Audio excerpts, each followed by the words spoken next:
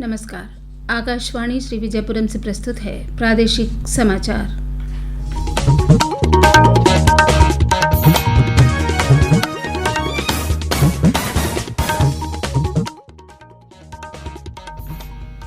मुख्य समाचार। मन की बात रेडियो कार्यक्रम में प्रधानमंत्री नरेंद्र मोदी ने स्वच्छता, संस्कृति, पर्यावरण और एकता का संदेश दिया। वंदे मातरम के 150 वर्ष पूरे होने को देशभक्ति का प्रतीक बताया। राष्ट्रपति ने कोविड-19 और टीबी उन्मूलन में गाजियाबाद के यशोदा अस्पताल की भूमिका की प्रशंसा की। समुद्री शक्ति और ब्लू इकोनॉमी को बढ़ावा देने के लिए केंद्रीय गृह मंत्री अमित शाह भारत समुद्री सप्ताह 2025 का उद्घाटन करेंगे। और अंडमान निकोबार में अगले 2 दिन तटीय इलाकों में तेज हवाओं और भारी बारिश की आशंका, मछुआरों को समुद्र में न जाने की सलाह दी गई।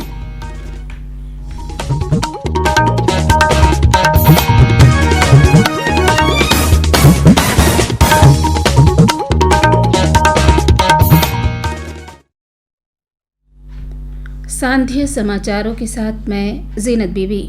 प्रधानमंत्री नरेंद्र मोदी ने आज मन की बात के 127वें एपिसोड में देशवासियों से अपने विचार साझा किए। उन्होंने कहा कि देशवासियों ने ऑपरेशन सिंदूर और जीएसटी बचत उत्सव को लेकर जबरदस्त उत्साह दिखाया है। उन्होंने घरेलू उत्पादों की खरीद और खाद्य तेल की खपत में कमी के लिए लोगों की सकारात्मक प्रतिक्रिया की सराहना की। प्रधानमंत्री नरेंद्र मोदी ने मन की बात कार्यक्रम में भारतीय समाज की विविधता, एकता और विकास पर अपनी बात कही। उन्होंने छठ महापर्व को संस्कृति, प्रकृति और समाज के बीच गहरी एकता का प्रतीक बताया।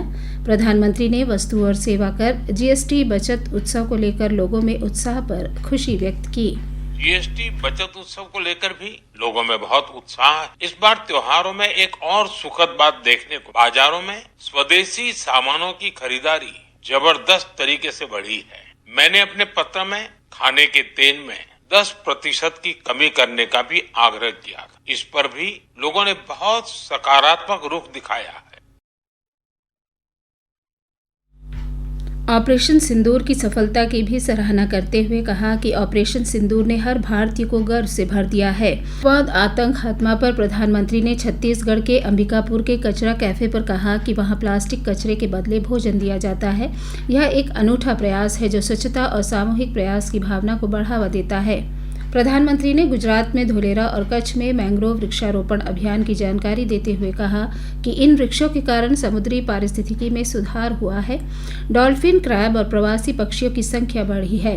उन्होंने एक पेड़ मां के नाम अभियान को बढ़ावा देने का आह्वान किया। सरदार वल्लभ भाई पटेल की जयंती 31 अक्टूबर को मनाई जाएगी। उन्होंने सभी से रन फॉर यूनिटी में भाग लेने का आग्रह किया। श्री मोदी ने ओडिशा की कोरापुट कॉफी के बारे में भी बात की। उन्होंने कहा कि कोरापुट कॉफी का स्वाद अद्भुत है और इसकी खेती से इस क्षेत्र के लोगों को लाभ हो रहा है। प्रधानमंत्री ने भारत के राष्ट्रीय गीत वंदे मातरम की चर्चा की। उन्होंने कहा कि यह देशभक्ति शब्दों से परे एक भावना है। 7 नवंबर को हम वंदे मातरम के 150वें वर्ष के उत्सव में प्रवेश करने वाले हैं। 150 वर्ष पूर्व वंदे मातरम की रचना हुई थी और 1896 में गुरुदेव रविन्द्रनाथ टैगोर ने पहली बार इसे गाया था। वंदे मातरम के गान में करोड़ों देशवासियों ने हमेशा राष्ट्र प्रेम के अपार उफान को महसूस किया है। वंदे मातरम हमारे इन प्रयासों में हमेशा हमारी प्रेरणा बनेगा।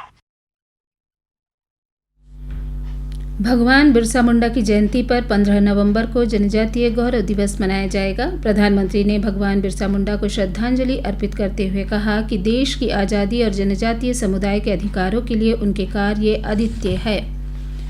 प्रधानमंत्री नरेंद्र मोदी ने संस्कृत भाषा और युवा पीढ़ी द्वारा संस्कृत में किए जा रहे रोचक कार्यों का उल्लेख करते हुए संस्कृत में कंटेंट बनाने वाले क्रिएटर्स और क्रिकेटर यश सालुंके की सराहना की। उन्होंने कहा कि भाषा किसी सभ्यता के मूल्यों और परंपराओं का वाहक होती है और युवा इसे पुनर्जीवित कर रहे हैं। उन्होंने यश का ऑडियो साझा करते हुए कहा कि उनके जैसे क्रिएटर्स की रील्स लोगों द्वारा बहुत पसंद की जा रही है। संस्कृति और सोशल मीडिया की दुनिया ने संस्कृत को नई प्राणवायु दे दी है। इन दिनों कई युवा संस्कृत को लेकर बहुत रोचक काम कर रहे हैं। यश की खास बात यह है कि वो कंटेंट क्रिएटर भी है और क्रिकेटर भी है। संस्कृत में बात करते हुए क्रिकेट खेलने की उनकी रील लोगों ने खूब पसंद की है। आप सुनिए। देवराज सेव्यमान पावनांगि पंकजं ज्ञानयज्ञ सूत्रमिन्दु शेखरं कृपाकरम्। प्रातः नूतनं कन्दुकं गृह्णातु नारदादि योगी वृन्दवन्दितं दिगम्बरम्। इमं कन्दुकं सावधानेन पश्य चषटकाय ताडय। प्रधानमंत्री नरेंद्र मोदी ने आज रविवार को कुआलालंपुर में आयोजित 22वें आसियान भारत शिखर सम्मेलन को वर्चुअल रूप से संबोधित करते हुए कहा कि 21वीं सदी भारत और आसियान देशों की सदी है। प्रधानमंत्री मोदी ने मलेशिया और उसके प्रधानमंत्री अनवर इब्राहिम को 47वें आसियान शिखर सम्मेलन की सफल मेजबानी के लिए बधाई दी। राष्ट्रपति द्रौपदी मुर्मू ने आज गाजियाबाद के इंदिरापुरम स्थित यशोदा मेडिसिटी का उद्घाटन किया। राष्ट्रपति ने कहा कि स्वास्थ्य सेवाओं का विस्तार और गुणवत्ता सुनिश्चित करना सभी की जिम्मेदारी है। उन्होंने यशोदा अस्पताल द्वारा कोविड-19 महामारी और टीबी उन्मूलन कार्यक्रम में निभाई गई भूमिका की सराहना की।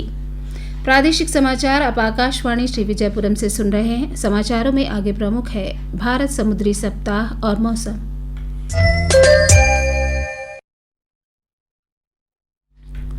आकाशवाणी श्री विजयपुरम से प्रसारित होने वाला यह प्रादेशिक समाचार बुलेटिन आप मीडियम वेव के साथ साथ FM 100.9 मेगाहर्ट्ज पर भी सुन रहे हैं। यह समाचार मोबाइल फोन और वाहनों के FM रेडियो पर भी उपलब्ध है।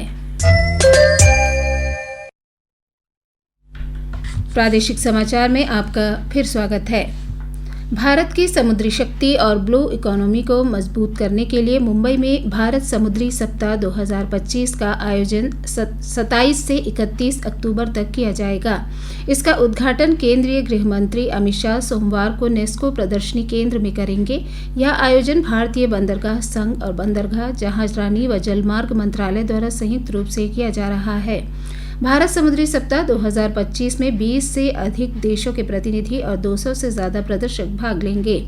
यह आयोजन भारत को वैश्विक समुद्री केंद्र के रूप में स्थापित करने की दिशा में एक महत्वपूर्ण पहल है।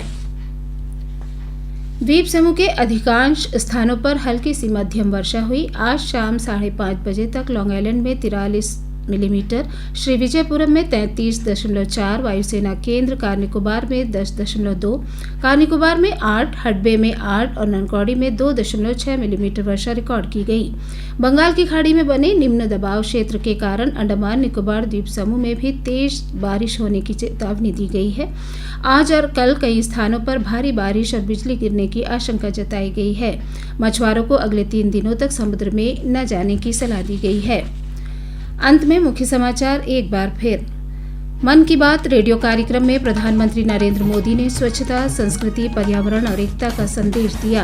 वंदे मातरम के 150 वर्ष पूरे होने को देशभक्ति का प्रतीक बताया। राष्ट्रपति ने कोविड-19 और टीबी उन्मूलन में गाजियाबाद के यशोदा अस्पताल की भूमिका की प्रशंसा की। समुद्री शक्ति और ब्लू इकोनॉमी को बढ़ावा देने के लिए केंद्रीय गृह मंत्री अमित शाह भारत समुद्री सप्ताह 2025 का उद्घाटन करेंगे। और अंडमान निकोबार में अगले 2 दिन तटीय इलाकों में तेज हवाओं और भारी बारिश की आशंका, मछुआरों को समुद्र में न जाने की सलाह दी गई है। इसके साथ ही प्रादेशिक समाचार का ये बुलेटिन समाप्त हुआ। नमस्कार।